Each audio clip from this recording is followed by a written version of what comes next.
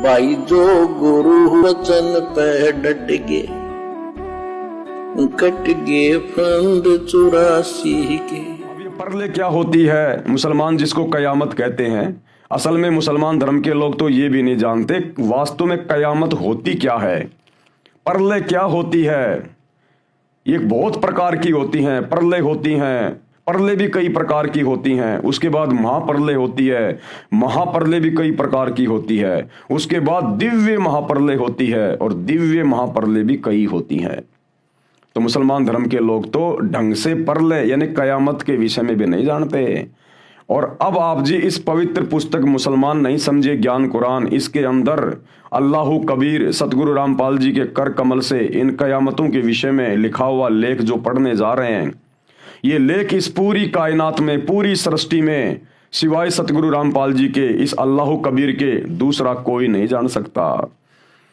क्योंकि सूरत फुरकानी 25 आयत नंबर 52 से 59 में मुसलमान धर्म के भाई बहन जिसे अपना खुदा मानते हैं, अल्लाह मानते हैं, वो असल में शैतान है जो हजरत मोहम्मद के ऊपर आयतें नाजिल करते हुए कह रहा है आयत नंबर 59 में कि ए पैगंबर, जिस अल्लाह ने जो तुझे जिंदा रूप में मिला था, चैतन्य रूप में मिला था काबा में, उस जिंदा पे भरोसा रख, वो कभी मरने वाला नहीं है।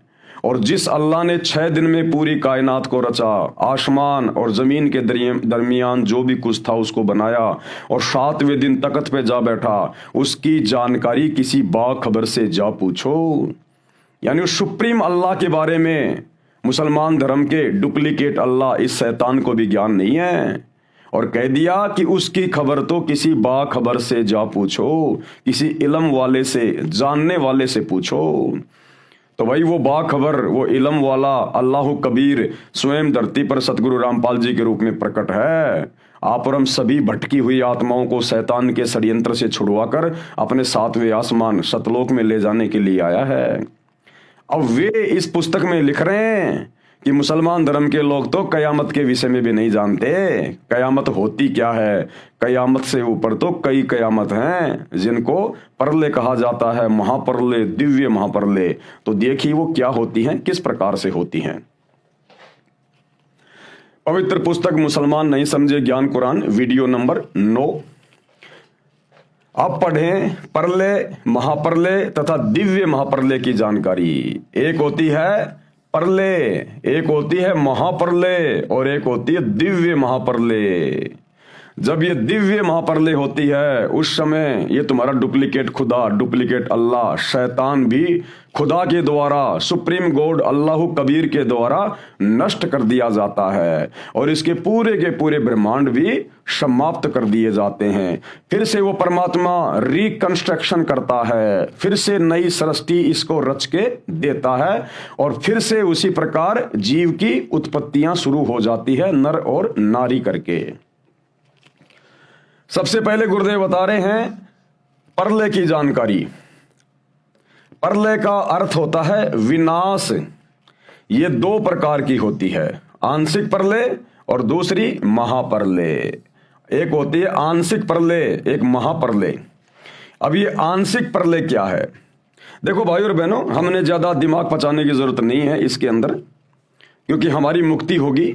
हमारे गुरुदेव भगवान ने, अल्लाह कबीर ने हमें जो भक्ति दे दी है, जो शत भक्ति मंत्र हमारे को दे दिए हैं, जो 5 यज्ञ हमें दे दी हैं, जिससे शैतान से हमारा छुटकारा होगा और हम अपने अल्लाह कबीर परमेश्वर के पास में जाएंगे। लेकिन ये जानकारी इसलिए दी जा रही है कि इस काल ने, शैतान ने, डुप्लीकेट खुदा ने हर धर्म के अंदर अपने झूठे प्रचारक भेज रखे हैं। मुसलमान धर्म में जिनको मुल्ला मौलवी और काजी कहा जाता है, उलेमा कहा जाता है। हिंदू धर्म में जिनको संत, महंत, आचार्य, शंकराचार्य, महामंडलेश्वर कहा जाता है। ये सब के सब काल के एजेंट हैं, इस शैतान के एजेंट हैं और इनका केवल एक ही काम है कि इन भोली भाली अल्लाह कबीर की आत्माओं को धर्म और आदि अधूरी भक्ति के आधार से फंसा के रखना और काल का भोजन तैयार करवाना। तो परमेश्वर उन लोगों की जानकारी के लिए कि नालायकों, परले क्या होती है, महापरले क्या होती है, कब तुम्हारा डुप्लीकेट खुदा शैतान भी नष्ट होता है, ये सारी जानकारी यहां पृथ्वी पर किसी को नहीं है। तो कोई ये ना समझे कि सतगुरु रामपाल जी कोई ऐसे वैसे संत हैं, इनको जानकारी नहीं होगी। जो जानकारी सतगुरु रामपाल जी बताने जा रहे हैं, ये जानकारी तुम्हारे डुप्लीकेट खुदा शैतान को भी नहीं है, ब्रह्मा विष्णु महेश को भी नहीं है। ये जानकारी आंशिक प्रलय ये दो प्रकार की होती है।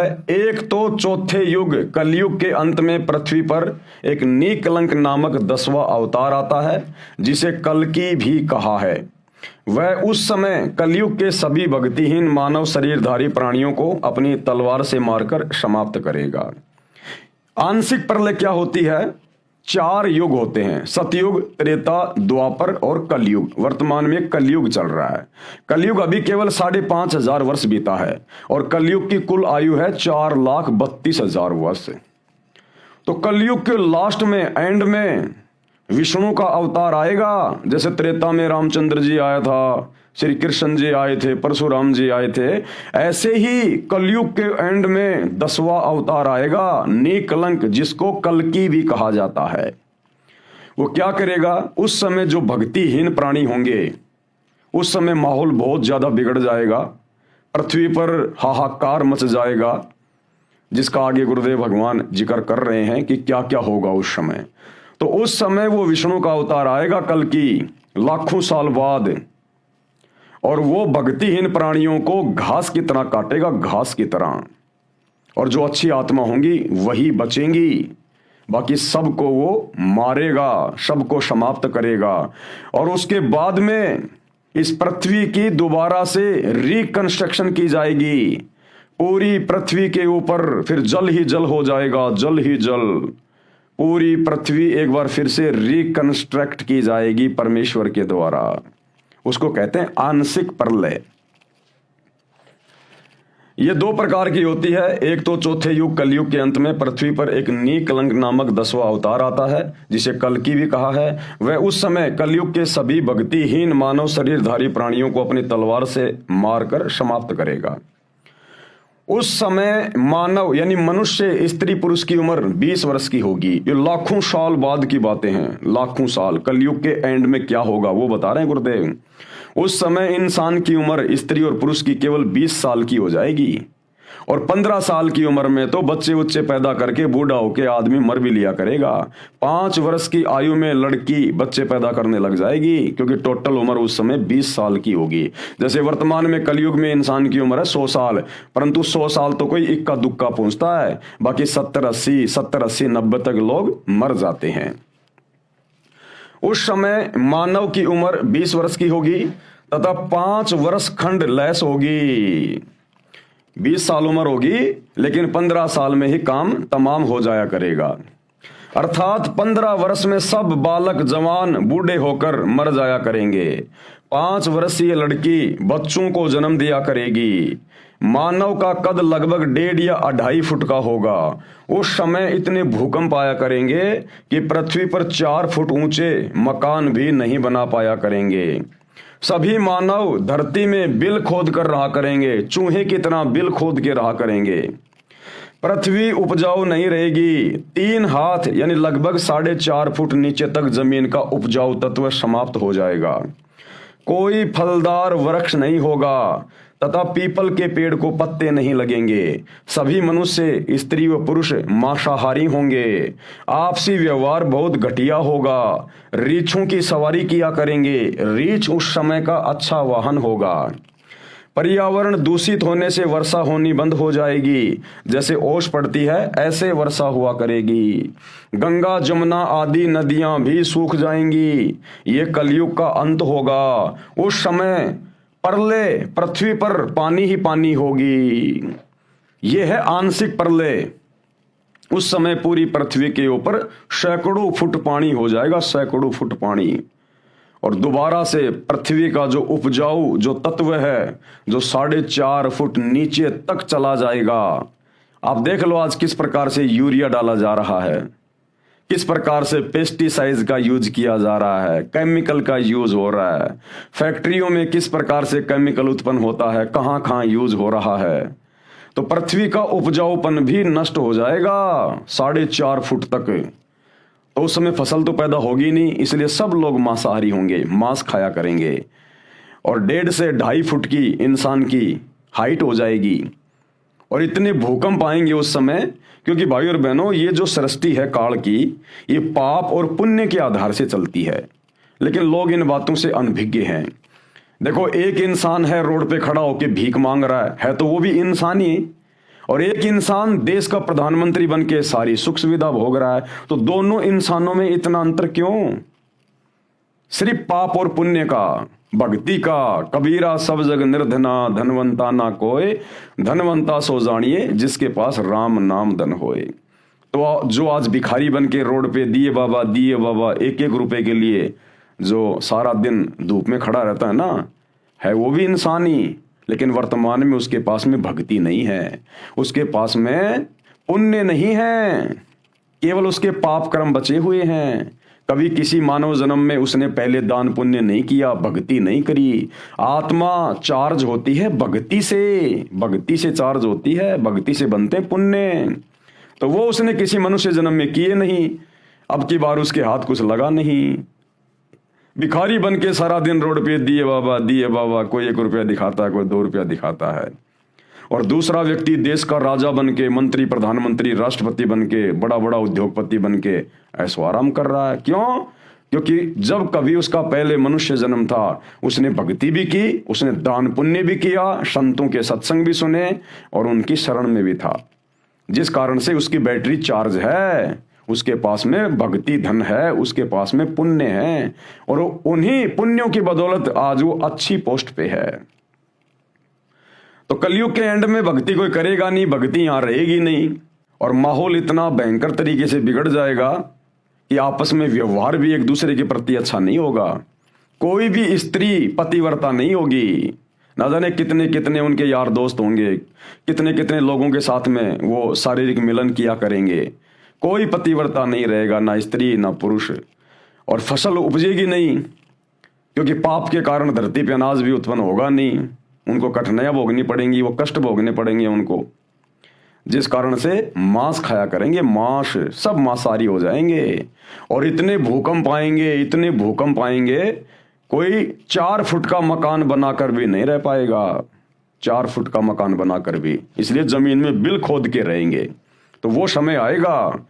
इसलिए ये परमात्मा अल्लाह कबीर सतगुरु रामपाल जी धरती पे आए हुए हैं कि ए आत्माओं, आने वाले समय में अगर तुम वर्तमान में पार नहीं हुए तो तुम्हें कैसे कैसे कष्ट भोगने पड़ेंगे, तुम्हें कैसी कैसी समस्याओं का सामना करना पड़ेगा, तुम्हारा जीना दूभर हो जाएगा, फिर तुम्हें कोई मौका नहीं मिलेगा भक्ति करने का उस समय। इसलिए मान जाओ, सुधर जाओ, सत्संग सुन लो, सबकी जेब में मोबाइल हैं, अपने अल्लाह कबीर परमपिता परमेश्वर की पहचान कर लो, शैतान के लोक से निकल चलो।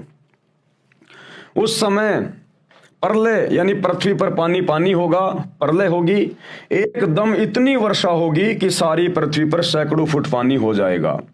अति ऊंचे स्थानों पर कुछ मानव शेष रहेंगे, यानी जो कुछ भी व्यक्ति बचेंगे ना, वो धार्मिक होंगे, वो निकलंक, वो कल्कि विष्णु का अवतार केवल उन्हीं को छोड़ेगा जो धार्मिक व्यक्ति होंगे, जिनके पास में थोड़ी बहुत भक्ति कमाई होगी।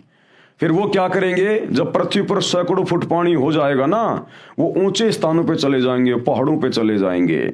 फिर जमीन पर जो सैकड़ों फुट पानी हो जाएगा, धीरे धीरे वो पानी जमीन के अंदर जाएगा और जमीन के अंदर से जो केमिकल है उसको बाहर निकालेगा, और फिर सूर्य की गर्मी से वो केमिकल सूखेगा, वो पानी सूखेगा। फिर पूरी पृथ्वी पर वन ही वन होंगे, पेड़ ही पेड़ होंगे, जिस कारण से फिर से पृथ्वी उपजाऊ बनेगी, बढ़िया वातावरण होगा।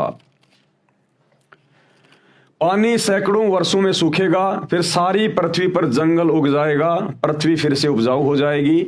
जंगल यानी पेड़ों की अधिकता से पर्यावरण फिर शुद्ध हो जाएगा।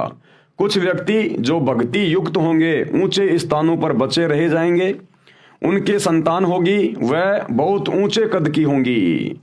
यानी जो व्यक्ति अंत में जो 1.5 फुट के, 2-2 फुट के जो बचेंगे, जो पहाड़ों के ऊपर रहा करेंगे, फिर उसके बाद उनके जो संतान हुआ करेगी, वो बढ़िया वातावरण होने से पृथ्वी पर जंगल ही जंगल हो जाएंगे, पृथ्वी का उपजाऊपन फिर से ठीक हो जाएगा। तो उन छोटे छोटे इंसानों को जो बच्चे पैदा होंगे, वो उनसे डबल डबल हुआ करेंगे, फिर उसके बच्चे पैदा होंगे, वो उससे डबल होंगे। इस प्रकार सैकड़ों फुट की हाइट सतयुग में हो जाती है। फिर वो दोबारा से सतयुग शुरू हो जाएगा। चूंकि वायुमंडल में वातावरण की शुद्धता होने से शरीर अधिक स्वस्थ हो जाएगा। माता पिता छोटे कद के होंगे और बच्चे ऊंचे कद यानी शरीर के होंगे। कुछ समय पश्चात माता पिता और बच्चों का युवा अवस्था में कद समान हो जाएगा। उस समय वातावरण पूर्ण रूप से शुद्ध होगा। इस प्रकार यह सतयुग का प्रारंभ होगा और फिर सतयुग का प्रारंभ हो जाएगा। यह पृथ्वी पर आंशिक प्रलय ज्योति निरंजन यानी काल ये शैतान के द्वारा की जाती है। भाई जो गुरु वचन पे डट गे, कट गे फंद 84 के, कट गे फंद 84 के, कट गे फंद 84 के।